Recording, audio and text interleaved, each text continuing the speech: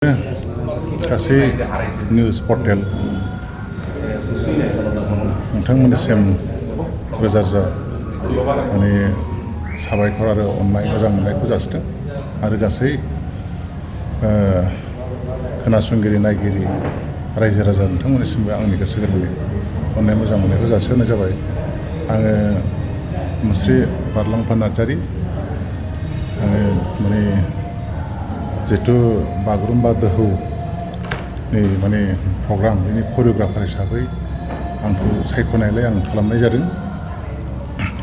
दा बेफोर हाबाफारियाव करिय'ग्राफ हिसाबै बाहागो मोननायाव आं जोबोद गोसो गोरबोनिफ्राय गोजोननाय आरो खुसि मोनदों आरो जाय बिथांमोनहा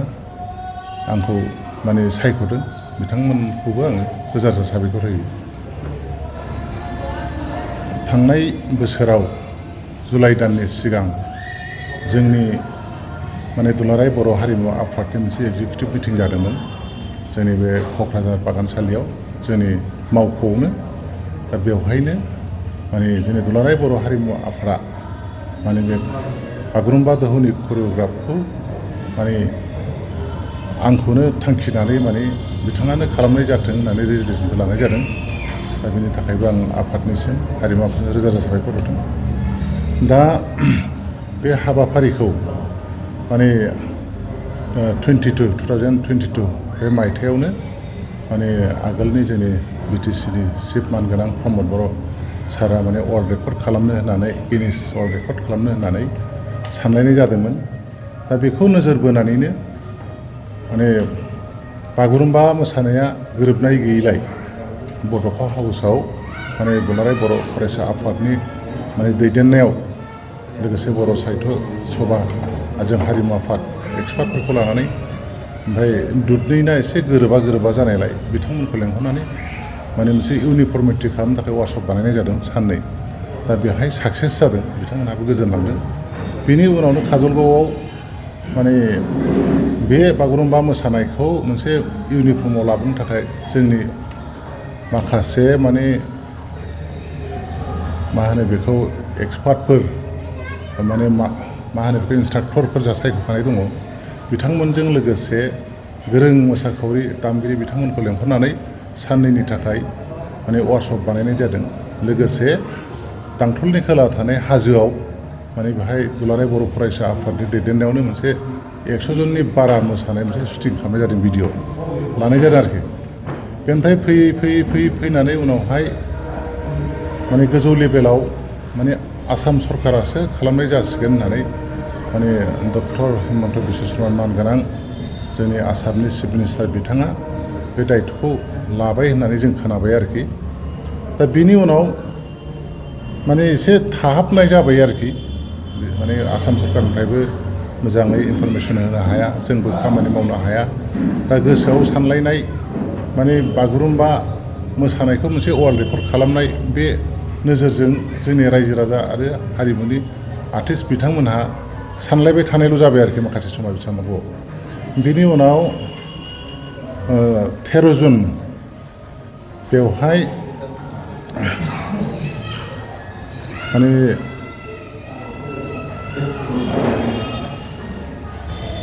जोंनि एक्सपार्ट कमिटि आरोखि एक्सपार्ट कमिटि बानायनाय जाबाय। बेवहाय मिटिं जादों आरोखि माबायाव गुवाहाटियाव CM सारजों। अबयस्से आं गैयामोन, बाहाय एबसुनिफ्रायबो दंमोन दुलाराय बर' फरायसा आफादनिफ्राय लोगोसे साहित्य सभानिफ्राय जोंनि हारिमुनिफ्राय आरो बाथौ गथ'निफ्राय दंमोन आरोखि। आरो सोरबा दंबायमोन नामा, आं बे समाव गुजरातआवसोमोन। दा बेवहाय माने मिटिं जानानै माने CMनि कनफारेन्स हलावनो दा बेवहायनो माने मोनसे खालामनायनि मोनसे माने अर्डार खामानि मावनांसिगौ होननाया फैबाय आरोखि। बेनि उनाव जेब्ला दुरान काप जायो अब्ला माने 27-28 जुलाइ बे समाव बाहाय करिय'ग्राफखौ खालामनांगौ होननानै जोंहा माने सन्जिब कुमार ब्रह्म बिथां क'र्डिनेटर आरोखि, बिथाङा आंनो माने फन हरबाय आरोखि जेरैखिजाया दिनैनो खालामथारनांगौ होननानै, नङाबा गुबुन हारिनिफ्राय मोसाखावरि हाबसिगोन आरो करिय'ग्राफार टेकनिशियान गासिबो गुबुन हारिनि जानो हासिगौ जोंनिफ्राय माने आफाङावसो खामानि मावनो हागौ होननानै माने जोंनि क्रेडिटखौ लाखिथारनो होननानै जोङो जेरैखिजाया साखाफारा जानोसै होननानै बे करिय'ग्राफखौ खालामनो थिनबाय आरोखि बेनिफ्राय बे 27 थारिख जुलाइआव माने हर जों फैबाय तितागुरिनिफ्राय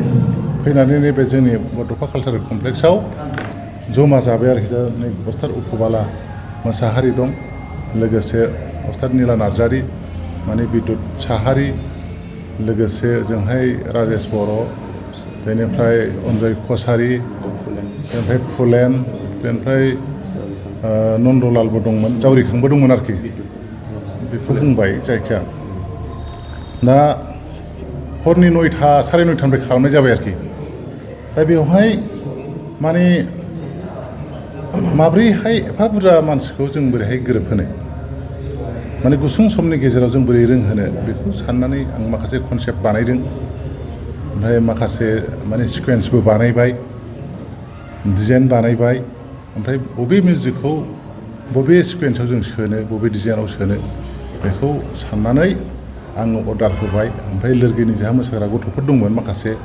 बिथांमोनहा मदद होबाय मोसानायाव बे समाव एकदम बिराद गरम आरोखि नैबे हल सिङावथ' जों जायगा मोनखायाखै कारेन्टबो गैया बे दरखं हाबग्रा माने बे माबायावसो ग्लासनि बे मोनसे रुमावसो जों थानानै खालामबाय आरोखि ओमफ्राय फारि खालामलांनानै जाहा उफुबाला बिथांमोनहा माने नट खालामबाय दा बिदिनो बेखौ कमप्लिट बे 16 मिनिटनि मोसानायखौ माने 4 घन्टाजों खालामनाय जादों आरोखि 4 घन्टायावनो बे सिकुवेन्सआ कमप्लिट मिउजिकआबो जोबबाय आरोखि दा बेनिफ्राय जों 2टायाव न' फारसे जों गिदिंफिनबाय आरोखि दा बेनिफ्राय दाना इन्ट्रेन्स जों बोरै एन्ट्रि बोरै हाबजेनगोन एफा बुरजा मानसिया बेखौ अखानायै 28 थारिखआव माने गथ'फोरखौ बे आगोलनि माने मोसाखानाय गथ'फोरखौ लानानै खालामनाय जाबाय बेखौ आधा घन्टानि गेजेराव खालामनाय जादों आरोखि दा बे एखे जिनिसखौनो खालामबाय खालामखांनायनि उनाव दाना 31 आरो 6 थारिख बेयो माबा आरोखि आगष्ट फैबाय दाना बेवहाय माने जोंनि आथियाबारि थिनालियाव माने जा सन्जिब कुमार ब्रह्म बिथाङा बोरैबा खारनो नागिरबाय जिनिसा गुबुनासो जायगा लाफैनो हासिगौ होननानै जोंहा माने सासे बिराद गिदिर करिय'ग्राफार दं आसामनि बेहाबो माने आंखौ फन हरो आं फुरा 1000 जन आर्टिस्ट हरगोन होननानैबो बुंबाय आरोखि हाब बेथ' दायथ' आंनि नङा आं करिय'ग्राफल' खालामनो होदों आंखौ बेफोर गासिबो जा अर्गानाइजेसन दं बिसोरनिसो दायथ' होननानै आं बुंहरबाय आरोखि ओमफ्राय दाना माबा खालामदो होननायाव नोंसिनाव लादो जाहैबाय आरोखि ओमफ्राय लानायबो जागारबाय खेबसेनो माने 700 जन आर्टिस्टफोरखौ सारा आसामनिफ्राय लेंहरजोब्बाय आरोखि एकदम गोजाननिफ्राय बिथांमोनहाबो खबर मोननाय लोगो लोगो गावबागाव फैसा खरसा खालामनानै फैजोब्बाय आरोखि गावबागाव राहा लामाजों फैजोब्बाय ओमफ्राय नैबे लकेल ट्रेन्सपर्टेसनखौ जों एसे दायथ' लानाय जादों आरोखि क'क्राझारनिफ्राय थांनाय मानाय बिदिखौ आरोखि आथियाबारि थिनालिसिम रामफलसिम बेनिफ्राय खालामबायबो ओमफ्राय डेम'नि जों बाहाय प्रेक्टिस खालामबाय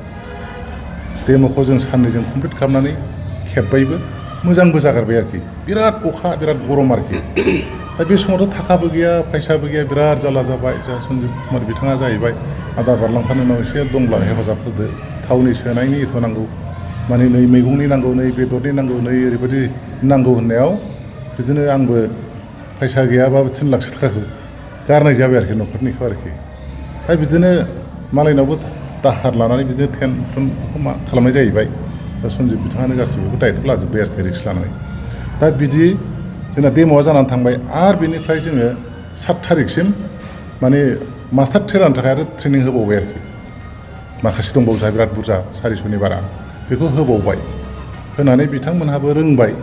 रोंनानै गावबागाव न'आव थांफिनजोब्बाय आरोखि थांनायनि बेलायावबो बिराद जारला जाबाय माने बिथांमोना थांफिननोनो फैसायानो गैया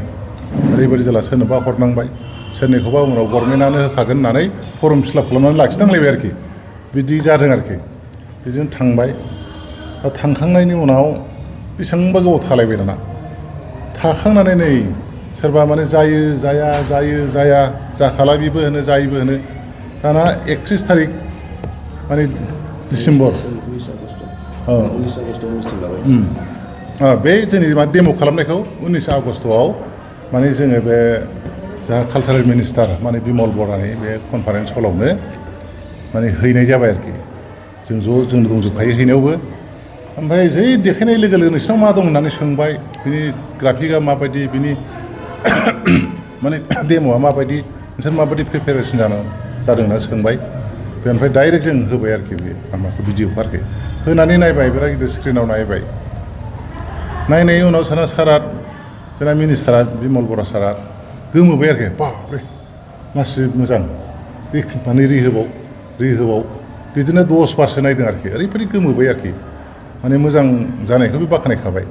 दा बिदिनो बे जोबनानै थांबाय आरोखि ओमफ्राय थांनानै बे माने 31 थारिख माने डिसेम्बर बेवहाय हथात खरि निउ इयारावसो फन फैबाय दाना फन फैनायाव जाबाय ओरैबायदि जाबाय माने 2 थारिखआवनो थांथारनांगौ बिदि जाहैबाय आरोखि डेम'नि थाखाय एकदम जाबाय बाहाय जों मिटिं जालायदों गुगोल मिट बाहाय आं सानबाय माने बेवहायथ' बुंनो थाङोबा जोंहा डेम'नि थाबावो बेनि उनाव एक्सपार्ट कमिटिनि थायो एक्सपार्ट कमिटिनिफ्राय मास्टार ट्रेनारनि थायो ट्रेनिङा बिनि उनाव जननि खोथा बुंदोंमोन दाना जनखौ लायाखिसै डाइरेक्ट LAC लेभेल लाबाय आरोखि सानथामनि थाखाय माबा बे 8 बेसेबांलाय 11 8 9 10 बेहाय लाबाय आरोखि दाना बे जोबना थांबाय बेवहायबो प्रेक्टिसखौनो मोनाखिसै ओरैबायदि एन्ट्रि खालामनाय मानाय माने सोरबा एबसेन्ट सोरबा माबा ओजोंहाय गोजौ गाहाय नायनाय खानाय नायनाय दा बेफोरबायदि सेलेक्सनावनो आरो टाइम थांबावबाय आरोखि ओमफ्राय जा मोनदों बेखौ जों पारफेक्ट खालामदों जोंहा मोनसे बियाब आरो दख'रा आरो गामि बे नाम दोनदों आरोखि ग्रुप बेखौ जों एडजास्ट खालामनाय जादों आरोखि जोंनि माबाफ्रा दाना डिस्ट्रिक्ट लेभेलबो जायाखिसै डाइरेक्टसो जों डेम' खालामहैनांगौ बे आरोखि बिदि जाहैदों आरोखि बेनिफ्राय एक्सपार्ट कमिटि मास्टार ट्रेनारखौ खालामनांगौ बेनिफ्राय LAC लेभेलाव थांनांगौ बेनिफ्राय डाइरेक्ट माने प्रग्रामनि थाखाय प्रेक्टिसफोर बिदि जानानै फैदों आरोखि दा बेयाव थांबाय जोङो थांनानै दाना 2 थारिखआव हुरुहुजायाव थांबाय प्रेक्टिस जायाखिसै 2 थारिख मोनायाव जोंहा माबा डाइरेक्टर अफिसावसो मिटिं जानाय हरनि 10थासिम बेनिफ्राय दाना बिदिनो फैबाय 3 थारिखआव जोङो खालामबाय आरोखि बाहाय जों खुनुरुखुम हाबाय मोजाङानो जादों बेनिफ्राय जों फोरोंबाय दहाय जोंहा मेन कअर्डिनेटर बिथां सन्जिब कुमार ब्रह्मआ बुंनाय बायदि जालांबाय आरोखि दा फैनानै डाइरेक्ट बिदिनो डेम'नि थांबाय ओमफ्राय मास्टार ट्रेनारनि थांबाय बेनिफ्राय जोंहा LAC लेभेलाव थांबाय बेनिफ्राय बाहाय जमा जाबाय हुरुहुजायाव बाहाय जोङो खालामबायबो जोङो 11 थारिखआवथ' मोनाखिसै जों 12 थारिखनिफ्राय खालामबाय दा बे खालामनाय समाव जों बिराद खम टाइम मोनदों आरोखि माने गथ'फ्रा ओरैबायदि लोमजाहैबाय 500 जनानो जाहैदों लोमजानाय सोरबा माने सिरियासबो जादों आरोखि दा बेखौ गिनानैनो दाना डिपार्टमेन्टनिफ्राय बादा होयो सान्दुं गोसायावबो बानायहोआ फुंद्रायावबो फैहोआ बिदि जानायाव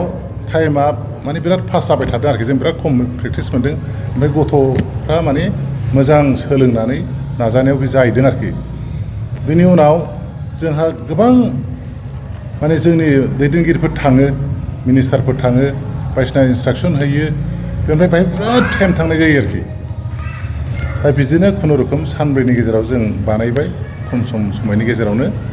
ओमफ्राय जोङो प्रेक्टिसखौनो मोनहैबाय जाहैबाय आरोखि ओमफ्राय जोङो 16 थारिखआवथ' जों ग्रेन्ड रिहार्सालसो जाहैदों बेवहाय जोङो खालामबाय बेनिफ्राय 17 थारिखआव जों फुङाव एसे खालामनो सानदोंमोन गोदान मार्किं होनाय हिसाबै बेखौबो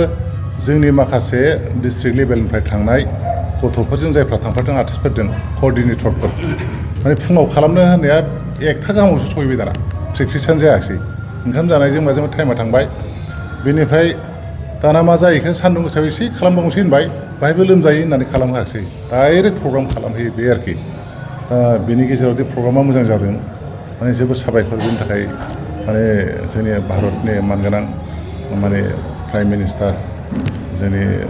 श्री माने नरेन्द्र मदि सारखौ जों मदद होनांगोन आरो बिसोरनि इन्सट्रामनि गेजेरजों सारा प्रिथिबारावनो खेबसेयैनो माने ओरैबायदि रोजा माने क्रर जोंनि माने नायगिरि बिथांमोनहा नायदों आरो बिराद माने मोनसे डिसिप्लिन भाबै माने हारिमुनि गेजेरजों बर'आ माने सिनायजादों सनमान मोनदों दा बेनि थाखाय जोबोद जोंनि देरगाथाव बाथ्रा आरोखि ओंखायनो जोङो जोंनि हारिमुखौ जोङो अरायबो माने फोजौलांनांगोन लाखिलांनांगोन आरो बेफोरबायदि स्कपखौ जों लाबाय थानो रोंलांनांगोन आं बेखौ हास्थायदों आरो लुबैदों आरोखि दा ओंखायनो आङो गासै जोंनि प्राइम मिनिस्टार माने मानगोनां नरेन्द्र मदिजों लोगोसे जोंनि मानगोनां जाहा chief minister doctor Himanta Biswa Sharma सारखौ गावनि इनिसियेटिभजों बेखौ साक्सेस खालामनो थाखाय आङो साबायखर होदों आरो बिमल बरा सारखौ आं साबायखर होयो जोंनि कालचार मिनिस्टार लोगोसे जोंहा ओरैहाय जोंहा जोंनि मिनिस्टारफोर दङ हाग्रामा साराबो थांदों थुलुंगा हैदों आर्टिस्टफ्रा जोबोद मोजां मोनदों बिथांनिसिमबो जों मानगोनां सार माने बिटिसि चिफ हाग्रामा महिला रोजा साबायखर बावो आरो जोंहा प्रमद बर' आगोलनि माने चिफ जोंनि बिटिसिनि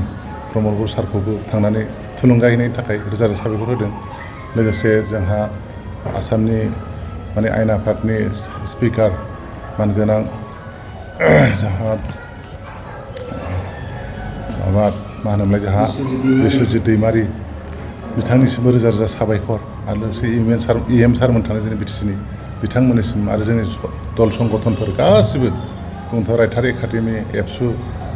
आरो साहित्य सभा बाथौनि हारिमुनि गासिबो जोंनि दैदेनगिरिफ्रा नुजाहैदों आरो बेनि अनगायैबो जोंहा गोबां फिसा फिसौ आरो संगठन पलिटिकेल पार्टिफोर दं बिथांमोननि दैदेनगिरि बिथांमोनहाबो नुजाहैदों आरो थुलुंगा होदों बिथांमोननिसिमबो रोजा रोजा साबायखर थाबाय जोबनायाव आङो जोंनि रायजो राजा आर्टिस्ट एक्सपार्ट कमिटि बयनिसिमबो आंनि खुलुमनायखौ जासिहरदों बिमा बिफा गार्जेनफोरनि बिथांनिसिम खुलुमनायखौ जासिदों जोंनि मिडिया बिथांमोननिसिमबो आंनि खुलुमनाय मोजां मोननायखौ जासिहरदों दा आरो बै जे स्टुडिअ बिराद रिक्स लानानै बे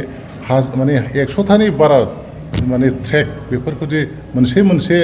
माने मिक्सिं खालामनानै बिराद मोजां खोनाहोदों बिथांमोननिसिमबो बे स्टुडिअ जायफ्रा खामानि मावदों बिथांमोननिसिम रोजा रोजा साबायखर आरो जोंनि आर्टिस्ट जाय गार्जेन हिसाबै रोजाबफैदों आब' सुलेखा बसुमतारी बे आब'निसिमबो आङो माने प्रग्रामाव थांदों आरो स्टुडिअआवबो मेथाइ खननानै लिड खालामनायनि थाखाय आब'निसिमबो रोजा रोजा साबायखर आरो गोमोथाव बसुमतारी बिथाङाबो स्टुडिअआव दामनायाव एसे नोजोर होदों हेल्प खालामदों बिथांनिसिमबो आं रोजा रोजा साबायखरखौ जासिदों आरोखि दा आङो बेखिनिखौनो बुंबाय आरो साफ्रोमबो रायजो राजानो आं अननाय मोजां मोननायखौ जासिहरबानो आंनि बे दिनैनि बागुरुम्बा दोहौनि सोमोन्दै फंनैसो बुंनायखौ फोजोबनाय जाबाय गोजोन्थों। बेवहाय बिटिसि सरकारा माने बिटिसि एकर्डनि मोनसे बार्थडे आरोखि एकर्ड दिन बेवहाय बिराद सुबुं गौमा जागोन दा बेवहाय जोंनि बागुरुम्बा दोहौआव जायफ्रा बाहागो लादों दा बिथांमोनखौ जेन'बा आर्टिस्टफोर सेंग्रा सिख्ला जोंनि दामग्रा देग्रा मोसाग्रा आरो जोंनि करिय'ग्राफार्स एक्सपार्ट कमिटि दा बिथांमोनखौ हांख्रायनानै माने मान बावनो नागिरदों दा बेनि थाखाय आङो जोबोद गोजोननाय मोन्दों करिय'ग्राफार्स एक्सपार्ट कमिटिनि जानानै दा ओंखायनो जोंनि बिटिसिनि मानगोनां चिफ हाग्रामा महिलारि बिथांखौ आरो गासै माने सरकार आरो EM MCLA बिथांमोननिसिम आंनि गोसो गोरबोनि माने मोजां मोननाय खुसि जानायखौ आङो माने जासिहरनाय जाबाय आरोखि फोरमायहरनाय जाबाय बिराद मोजां हाबाफारि बियो